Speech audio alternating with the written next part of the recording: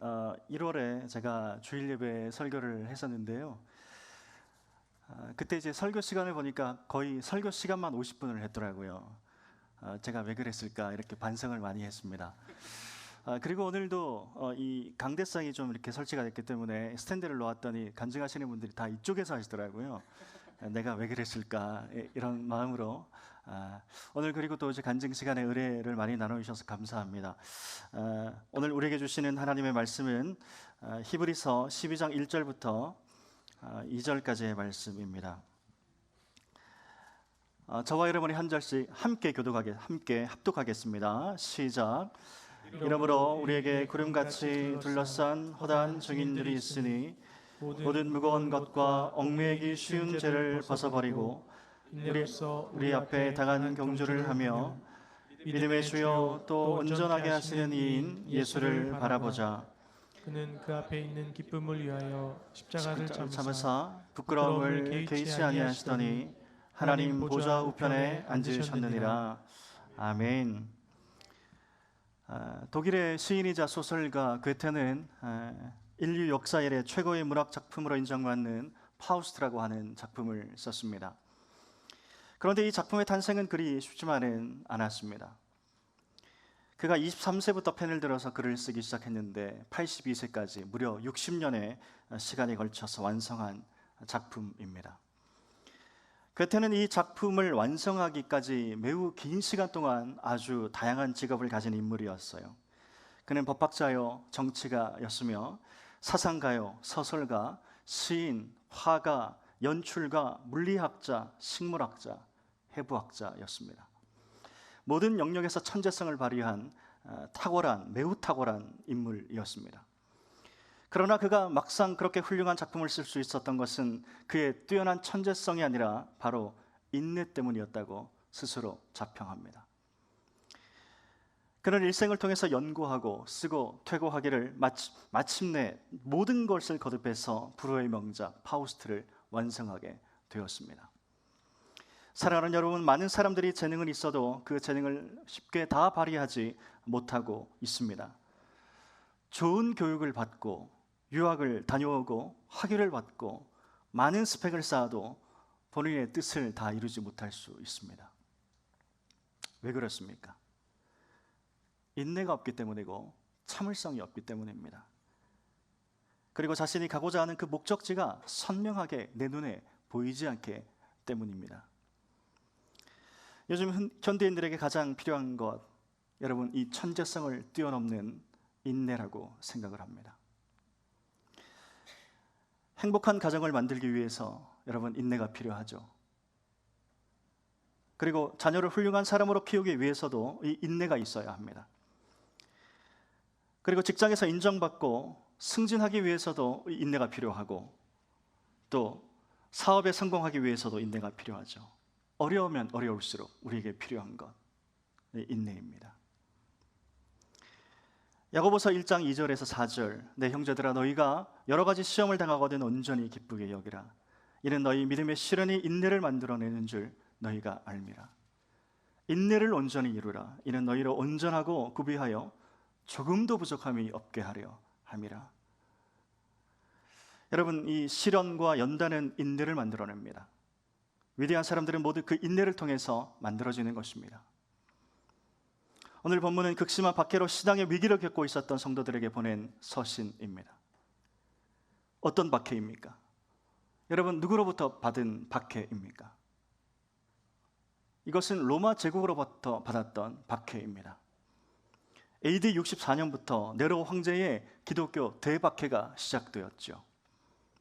그리스도인이라고 하면 무조건 잡아서 불태워 죽이기도 하고 맹수들의 밥으로 내어 주기도 하고 끓는 기름에 튀겨서 죽이는 일들도 많이 있었습니다.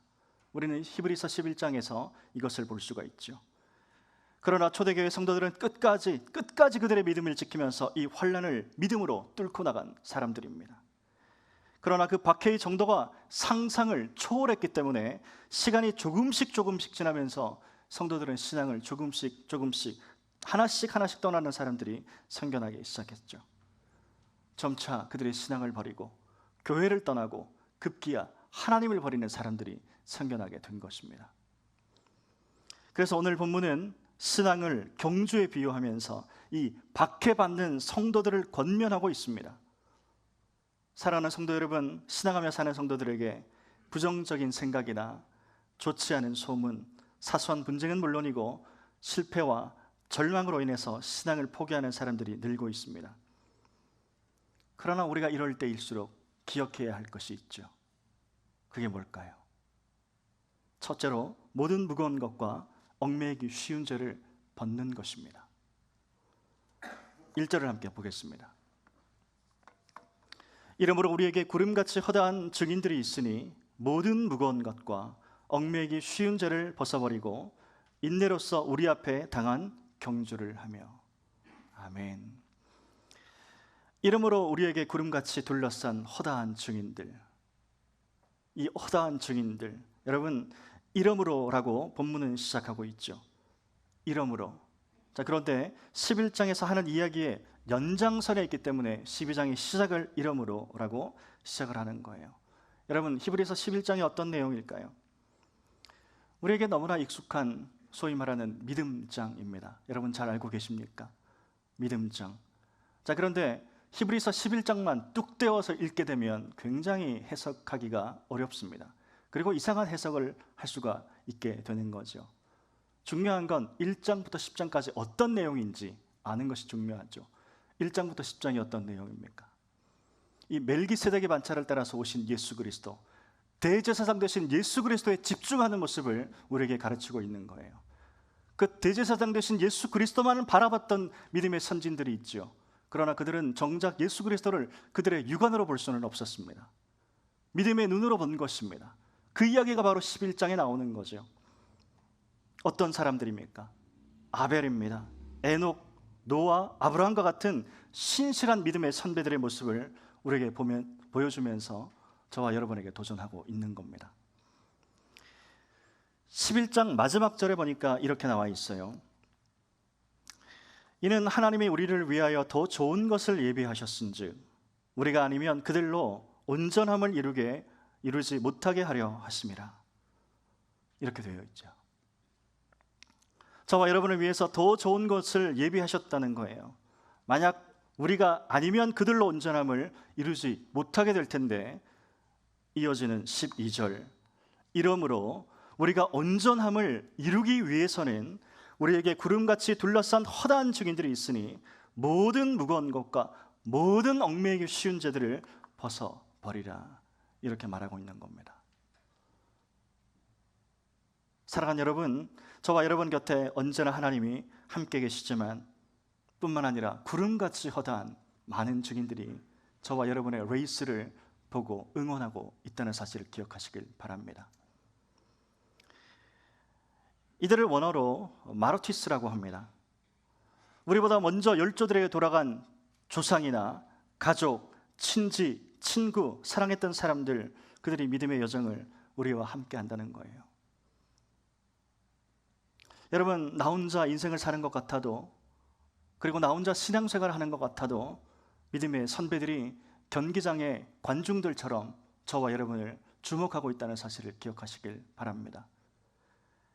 여러분, 힘을 내십시오. 딛고 일어나십시오. 끝까지 달리시기를 축복합니다. 그런데 우리가 이 믿음의 레이스를 포기하지 않고 끝까지 경주를 잘 하려면 과연 어떻게 해야 할까? 여러분, 영적인 체력도 중요하고요, 관계의 긴밀함도 중요합니다. 그러나 그에 못지않게 중요한 게 있어요. 그 목적지를 분명히 우리의 눈으로 보는 겁니다. 목적지가 눈에 보이지 않는다면 끝까지 달려나갈 수가 없어요. 목적이 흐려지기 때문이죠. 목적지를 분명히 보는 것, 그것이 필요하다는 것입니다. 여러분, 장거리 달리기를 하는 선수들에게, 마라톤을 하는 선수들에게 가장 무거운 것이 뭘까 물어본 인터뷰가 있었습니다.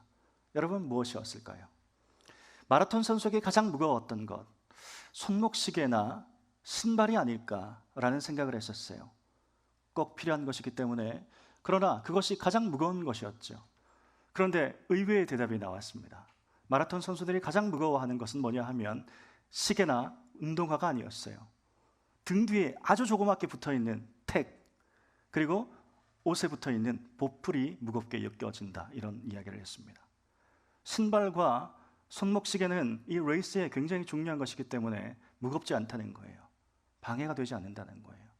택이나 그리고 보풀이 나를 굉장히 거슬리게 하고 레이스에 방해를 준다는 것입니다. 달리기 선수에게 붙어 있는 이런 것들도 방해가 되는데, 심지어 우리가 들고 가는 무거운 짐들이 있다면, 죄의 짐들이 우리를 짓누르고 있다면 여러분, 레이스를 끝까지 달려갈 수 있겠습니까? 다 포기하는 겁니다. 이걸 다 던져버려야 한다는 것입니다. 마찬가지로 우리가 신앙생활을 하는데 불필요한 것 많이 있죠.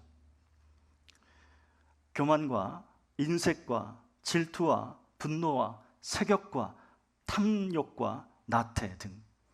여러분, 6세기 교황 그레고리 1세는 이것을 7죄종 7가지 치명적인 죄악이라고 우리에게 이야기를 했습니다. 여러분, 신앙하며 사는 저와 여러분에게 이런 것들 필요치 않습니다. 다 던져 버리시기를 바랍니다.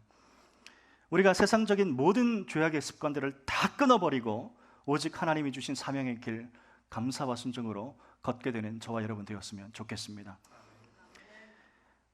사도 바울도 에베소서 4장에서 이렇게 말하죠. 너희는 유혹의 욕심을 따라서 썩어져가는 구습을 따르는 옛사람을 벗어버리고 오직 너희의 심령이 새롭게 되어 하나님을 따라 의와 진리의 거룩함으로 지으심을 받은 새 사람을 입으라, 이렇게 말씀합니다. 사랑하는 성도 여러분, 모든 무거운 것 그리고 얽매기 쉬운 많은 것들을 다 벗어버리고 예수 그리스도께서 나에게 말씀하신 그 레이스 힘차게 달려가시기를 바랍니다. 그래서 이 달려가는 그 길 끝에서 영광의 하나님을 믿음의 눈으로 보게 되시기를 축복합니다.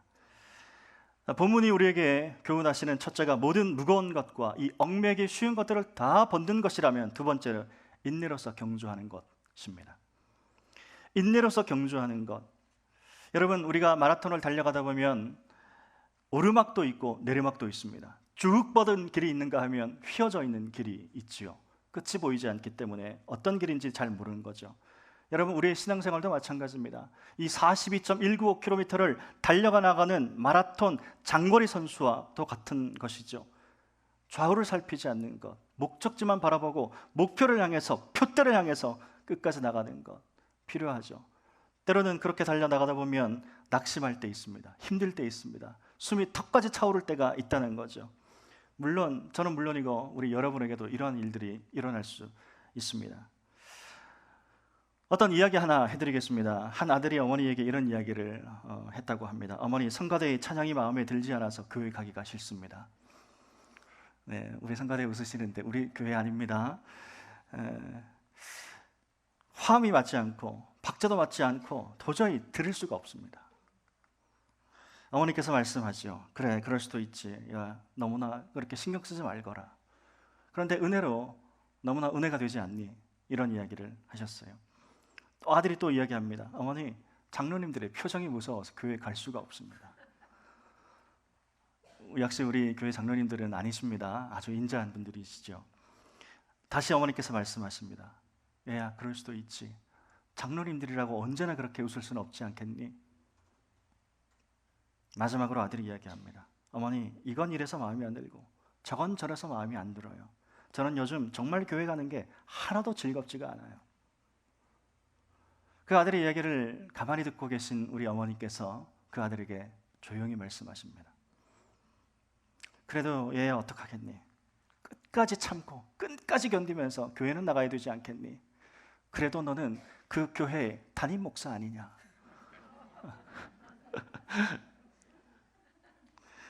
예, 뭐 웃고 있지만 웃을 수만은 없는 웃픈 이야기, 슬픈 이야기입니다. 여러분, 이렇게 신앙생활을 하다 보면 모든 걸 다 내려놓고 싶을 때가 있어요. 멈추고 싶을 때 있다는 거예요. 목회자도 예외가 아닙니다. 하나님께 상 받는 사람, 하나님께 복 받는 사람 어떤 사람입니까? 끝까지 달리는 사람이에요. 끝까지 달려나가는 사람. 등수와는 상관이 없습니다. 끝까지 인내하며 달리는 사람, 그에게 상과 복이 허락되는 줄로 믿습니다. 농부가 아무리 열심히 씨를 심었다고 기다리지 못한다면 그는 결실을 보지 못하는 것입니다. 인내하며 기다려야 추수의 기쁨을 만끽하게 되는 거죠. 미국의 사업가 강철 왕 카네기는 승부를 가리는 데 있어서 가장 중요한 것은 인내하는 것이다. 인내하며 기다려야 추수하는 기쁨을 만끽할 수 있게 되는 것이다. 이렇게 이야기했습니다. 목표를 세우고 일하는 사람은 그 수고감으로 인내할 때 여러분 인내를 통해서 결실의 기쁨을 누리게 되는 거죠. 그리고 훗날 석유 재벌이 된 존 맥칼이라고 하는 사람이 있었어요. 그는 대학에서 지질학을 공부한 사람이었는데 그는 전공을 잘 살려서 어느 한 폐광을 조사한 뒤에 거금을 들여서 석유가 나올 것이라는 신념을 가지고 이 폐광을 인수했습니다. 그리고 몇 년간 이 물불을 가리지 않고 땅을 파들어가기 시작했어요. 무려 1800m를 파고 들어갔는데 석유는 단 한 방울도 나오지 않았어요. 시간은 흐릅니다. 성과는 보이질 않습니다. 목표는 흐려지기 시작했습니다. 사람들의 눈빛은 기대하는 눈이 아니라 의심의 눈으로 바뀌어 있었습니다. 그렇게 되니까 빚쟁이들이 몰려와서 아우성을 지르기 시작합니다.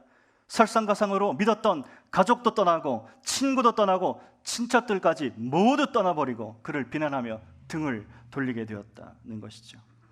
그래서 그는 죽기로 마음먹고 자살을 시도했는데 그 자살 시도마저 실패로 돌아오고 말았어요. 자살도 실패하고 나니까 그가 이런 생각을 했다는 거예요. 어차피 죽을 목숨 살아났으니까 죽을 때까지 파보자. 끝장을 보자. 다시 뒷골에 나서 땅을 파기 시작합니다. 불과 20m를 더 파고 들어가니까 단 한 방울도 나오지 않았던 석유가 쏟아지기 시작한 겁니다. 지금까지 무려 1800m를 파고 들어갔는데 지금까지는 단 한 방울도 안 나오던 석유가 그 20m를 더 파고 들어가니까 석유가 완전히 쏟아지게 된 거예요. 그래서 그는 석유 재벌로 성공하게 된 인물이었습니다. 여러분, 조금만 더 참고 인내하면 되는데 그걸 못합니다. 그걸 못하니까 중간에 다 내려놓는 겁니다. 일단 하나님으로부터 사명을 받기 시작했으면 열매를 맺을 때까지 여러분 끝장을 봐야 되지 않을까요? 조지 밀러 목사님은 5만 번 응답받은 기도의 사람이었죠. 비결이 뭘까요? 계속해서 기도하는 겁니다. 평생을 기도의 자리에서 하나님 앞에 엎드리는 거예요. 여러분, 물은 99도에서 끓지 않습니다. 100도에서 끓어요. 1도만 더 높이면 되는데 끓는 점의 온도가 100도인데 1도만 더 높이면 되는데 그걸 못하는 거예요. 중도에서 포기하면 끓는 물이 아닙니다. 그냥 따뜻한 물, 뜨거운 물입니다. 목표가 흐려지기 때문에 포기하는 것이죠. 그리고 표대보다 상황이 더 눈에 보이기 때문에 포기하는 것 아니겠습니까? 피겨 여왕 김연아 선수도 여왕의 자리에 앉기 전에 공중에서 세 바퀴 도는 트리플 악셀을 성공하지 못해서 많은 어려움을 겪었다고 여러 번 인터뷰하는 모습을 본 적이 있어요. 그런데 어떻게 해서 이 어려운 트리플 악셀을 멋지게 성공하면서 피겨 여왕의 자리에 올랐을까? 될 때까지 하는 겁니다. 될 때까지. 끝까지 하는 거예요. 목표가 뚜렷했기 때문에 끝까지 멈추지 않고 그 길을 걸었다는 거예요. 그것이 우리에게 필요한 겁니다. 본문이 우리에게 교훈하시는 말씀, 첫째로 무거운 것과 얽매이기 쉬운 죄를 다 벗는 것이고, 둘째가 인내로서 경주하는 것이라면 셋째는 예수 그리스도를 바라보는 것입니다. 2절 함께 읽겠습니다. 시작. 믿음의 주요 또 온전하게 하시려니 예수를 바라보자. 그는 그 앞에 있는 기쁨을 위하여 십자가를 참으사 부끄러움을 개의치 아니하시더니 하나님 보좌 우편에 앉으셨느니라. 아멘. 한번 따라할까요? 예수를 바라보자. 한 번 더. 예수를 바라보자. 여러분, 믿음의 눈을 뜨십시오. 예수님을 바라보십시오. 그래야 살아요. 그래야 소망이 있습니다. 삶의 자리에서 언제나 예수 그리스도를 바라보는 그 은혜가 있게 되기를 축복합니다. 여러분, 우리가 달려가는 곳에서 목표 지점이 있는 것처럼 저와 여러분에도 목표 지점이 있죠. 그게 어디입니까? 그게 뭡니까? 본향입니다. 천국입니다. 하나님이 다스리시고 하나님께서 통치하시는 하나님의 나라입니다. 그것이 우리의 목적지 아닌가요? 그 목적지에 우리의 시선을 고정하는 것이 제일 중요하다고 생각이 됩니다. 다른 곳에 마음을 빼앗기지 마십시오. 다른 걸 보지 마십시오. 이 레이스에 심각한 방해가 될 뿐입니다. 그렇다면 어떻게 우리가 이 목적지에 우리의 시선을 고정하는가? 고정하는 방법 알려드릴까요? 어느 날 목수 아버지가 못질을 하고 있었는데 옆에서 아들이 신기한 듯 아버지의 못질을 바라보고 있었습니다. 망치로 못을 박는 것 보니까 무척 재밌었나 봐요. 그래서 아버지는 아들에게 못질하는 방법을 가르쳐 주셨어요. 얘야, 못질을 잘 하려면 말이야, 내 시선을 고정해야 돼. 못만 쳐다봐야 한단다. 처음에는 못이 아주 작아 보이지만 나중에는 이 못이 점점점 크게 보이게 되는 거야. 그래서 못만 쳐서 박을 수 있는 거지. 그런데 네가 만약 시선을 고정하지 않고 한눈을 팔면 네 손가락을 치고 말 거야. 여러분, 이게 시선을 고정하는 거예요. 하나님께 시선을 고정하는 것. 하나님만 보는 것입니다. 예수 그리스도, 그분께 저와 여러분의 모든 시선이 고정되기를 축복합니다. 만약에 저와 여러분의 시선이 다른 곳을 향한다면, 예수 그리스도를 바라보지 않고 이 레이스를 달려간다면 헛된 레이스입니다. 실패할 수밖에 없다는 거죠. 숨이 턱까지 차오르고 견딜 수 없는 통증이 있다 해도 달리기 선수는 끝까지 달리는 것처럼 믿음의 경주 끝까지 해야 하는 거죠. 여러분, 신앙생활도 마찬가지입니다. 성도로서 하나님 앞에 나와서 예배하고 섬기는 자로 교회와 공동체를 섬기는 때에도 피곤하고 낙심될 때 많이 있습니다. 주일 예배 드리고 새벽기도 드리고 성경 공부도 하고 교회에서 하는 모든 프로그램과 모든 예배에 정말 열심으로 참여하시는 것 참으로 귀합니다. 정말 뜨거운 박수를 보내드리고 싶습니다. 그러나 그렇게 열심히 하던 중에 우리가 뜻하지 않는 암초를 만날 수 있다는 거죠. 관계의 어려움, 상황의 어려움, 재정의 어려움, 사업의 어려움, 제적으로서 충성 봉사하다가 피곤하고 낙심될 때 많이 있다는 거죠. 그리고 영적인 무기력에 빠질 수도 있습니다. 갈라디아서 6장 9절은 이렇게 말씀하시죠. 우리가 선을 행하되 막 낙심하지 말지니 피곤하지 아니하면 때가 이르매 거두리라. 하나님께서 때가 이르면 저와 여러분에게 이르게 하실 줄로 믿습니다. 마지막으로 예화 하나 말씀을 드리고 설교를 맺고자 합니다. 어느 한 사람이 23세에 지방의회 선거에 입후보했지만 그는 낙선했습니다. 이듬해 24세에 다시 사업에 도전했으나 실패했습니다. 34세에 지방의회 선거에 다시 한번 도전했으나 그는 실패했고, 38세에 하원의원 선거에 도전했으나 낙선합니다. 43세에 재차 하원의원 선거에 도전했으나 또다시 낙선했고, 46세에 상원의원 선거에 도전했으나 또다시 낙선합니다. 47세에 부통령 선거에 도전했지만 낙선했고, 49세에 또다시 상원의원 선거에 도전했지만 낙선합니다. 그러나 51세에 되던 해인 1860년 그는 미 합중국의 대통령에 당선되었습니다. 그의 이름은 에이브라함 링컨입니다. 여러분, 에이브라함 링컨은 미국 사람들이 가장 존경하는 압도적 1위의 인물입니다. 무엇이 그를 가장 존경하는 사람들로 만들었을까? 여러분, 그의 성공 때문일까요? 그의 자리 때문입니까? 물론 그럴 수도 있습니다. 그러나 수많은 실패에도 굴하지 않는 인내가 그에게 대통령의 자리를 허락하게 했고, 그리고 수많은 역경 가운데서도 하나님만을 바라보는 그 신앙이 그에게 최고의 영예를 안겨준 것입니다. 이것이 백악관을 기도의 실로 만든 기도의 사람이 가진 영적인 야성입니다. 여러분, 기도는 가장 연약한 사람을 가장 위대한 거인으로 바꿔 놓는 하나님의 반전입니다. 사랑하는 여러분, 반전의 주인공 되시기를 원하십니까? 인내로서 경주하라. 그리고 예수 그리스도를 바라보라. 이 선명한 말씀 듣게 되시기를 바랍니다. 그렇지 못하면 우리가 중도에 포기할 수밖에 없는 거죠. 봉사하고 계신 분들, 섬기시는 분들 끝까지 최선을 다하십시오. 멈추지 마십시오. 끝까지 달려가시기를 바랍니다. 그러면 때가 되면 하나님께서 복을 부으시되 감당치 못한 한 해의 복, 흔들어 넘치는 하나님의 복을 저와 여러분에게 부으실 줄로 믿습니다. 이 시대에 내가 반드시 복주고 복주며 번성케 하고 번성케 하리라. 아멘. 이 약속하신 말씀의 주인공들이 되시기를, 그래서 세상을 변화하고 민족을 치유하는 복의 통로가 되시기를 주의 이름으로 축원합니다. 아멘. 살아계신 하나님 아버지, 믿음의 여정을 걸어가는 동안에 예수 그리스도가 흐려질 때가 있습니다.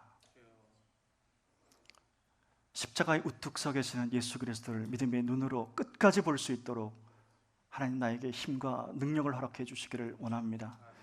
세상적인 것들을 하나님 안개처럼 걷어주시고 모든 무거운 것과 얽매기 쉬운 모든 것들을 다 십자가 앞에 내려놓고 예수 그리스도만 바라보며 믿음의 여정을 걸어갈 수 있도록 주여 인도하여 주옵소서. 살아계신 예수 그리스도의 이름으로 기도드리옵나이다. 아멘.